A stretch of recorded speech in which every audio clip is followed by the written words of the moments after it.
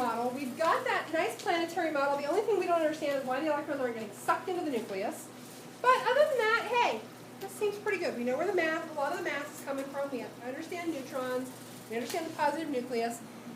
So this is where we delve over into particle physics and quantum mechanics, and the physics gets really hairy and weird and crazy. And a lot of it is way beyond the scope of this course. And it's tangentially related, but you have to know what it is in order to understand where we end up. So we're going to talk about visible light for a second, okay? You're all being struck by visible light right now, correct? Yeah. Beating down on your body from the lights above. Being battered by visible light. Well, even if we turned all the lights off, you might still be being battered by light. So visible light is a tiny little piece of a spectrum called the electromagnetic radiation spectrum. Light is one type of electromagnetic radiation.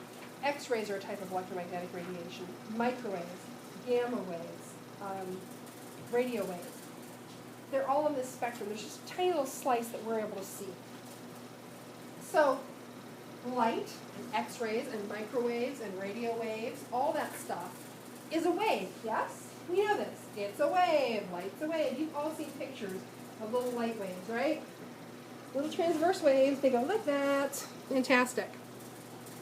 So because it's a wave, because light is a wave, and it is well known that light is a wave, it is well understood that light is a wave. We can measure its wavelength. We can measure its frequency. We can measure its speed. Because we can do that with waves, right? You did this in physical science. If the wavelength of a light is this and its frequency is this, how fast is it traveling? Easy. Your average 7th grader could do it. It's 3-part algebra. So, we can measure all these things about light. Light's a wave. We know that. You're all good with that, right? This is easy. This is good. Fantastic.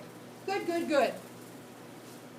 Now, when we think about visible light, you know that different colors of light have different frequencies.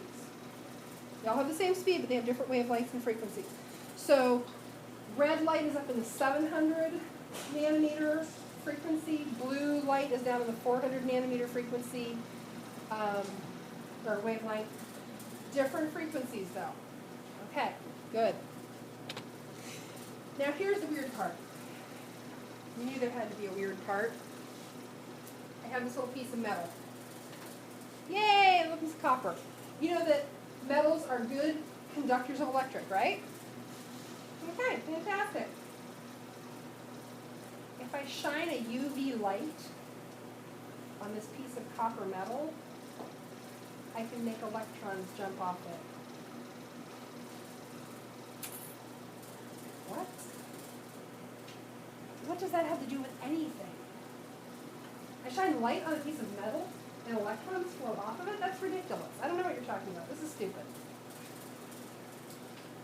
It's absurd. This had been observed in the 19th century. So, 1887. People knew about this. It was sort of a parlor trick. It was sort of a novelty. We know about it. We don't know why it happens. Why does it happen? I don't know. So, it was known. What was also known was that if the light that you were shining on it wasn't at a particular frequency, nothing happened. So not just any light would do. It had to be particular frequencies of light. Picky. Particular frequencies of light? Okay, sure. So that's the photoelectric effect. How the heck is that related to atomic theory? So, Max Planck, one of our first good German particle physicists. And in that picture, Max Planck is the gentleman with the bow tie.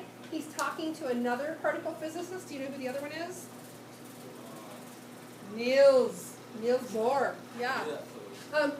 What's interesting, these guys all talked and worked together and taught together and discussed and thought. So a lot of their stuff weaves in and ties in. Oh, go ahead. There was like a picture, I saw there was like this one picture that had like all of them. Yes. Like all together. Yes, there are a lot of those, because a lot of them did work together and talk together and meet together. So there are pictures of multiple of the people in this timeline, yeah, together. So Planck says, you know what? I think that this metal, the energy that's flowing off this metal when we shine a UV light on it, is happening in a discrete packet. So rather than that energy just being a flow of energy, it's a chunk of energy, it's a package of energy, it's a brick of energy. And he calls these packages quanta. And he says that the minimum amount of energy that you can lose is a single quanta. So this is a new unit. A quanta is a unit of energy. It's this little tiny package, this little box of energy. So he comes up with, he ties together energy and frequency. So remember we said certain frequencies of light would trigger the little pop off of energy from the metal. Well, he takes those frequencies and ties them to the amount of energy that's being lost. But he finds it only works if he sneaks this number in the middle of that equation. And it's the same number every time. So he determines that this is a constant. This is a constant that describes a relationship. And this is now known as Planck's constant. 6.62 times 10 to the negative something joules per second. You're not going to use that in this chapter. We'll come back to that later. But this is Planck's contribution. We have these packets of energy, these discrete little chunks of energy. Okay, again, what does this have to do with atomic theory? I'm getting there. So, Uncle Albert. Everybody loves Uncle Albert. He looks at what Planck has said about energy. And he says, you know what? I think you're right, and I think that's because that light that we all know is a wave, that we can measure the wave-like properties of, is also a chunk. Light is both a wave and a particle. It's a wave, it's a particle, it's a wave, it's a particle. It's both! It's a floor shine, it's a dessert topping, it's a floor shine, it's a dessert topping. It's both! It's not one or the other, it's both of them simultaneously. You start to find that a lot of the quantum mechanics and physics stuff gets like that, where it's not this, it's not that, it's both of them at the same time, but they're different. What?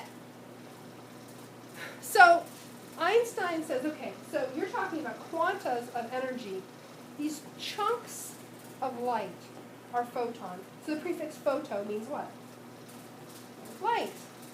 Photography, light on paper. Photosynthesis, putting light together into chemicals. So photons are these chunks, these physical pieces of light. So now you can imagine as you sit there on a sunny day being struck by bazillions of little tiny chunks of light as they're smacking you about the face. What you do with that information in telling creative scientific lies to your younger siblings is beyond my purview. Have fun. Okay, so we're going to take a break here.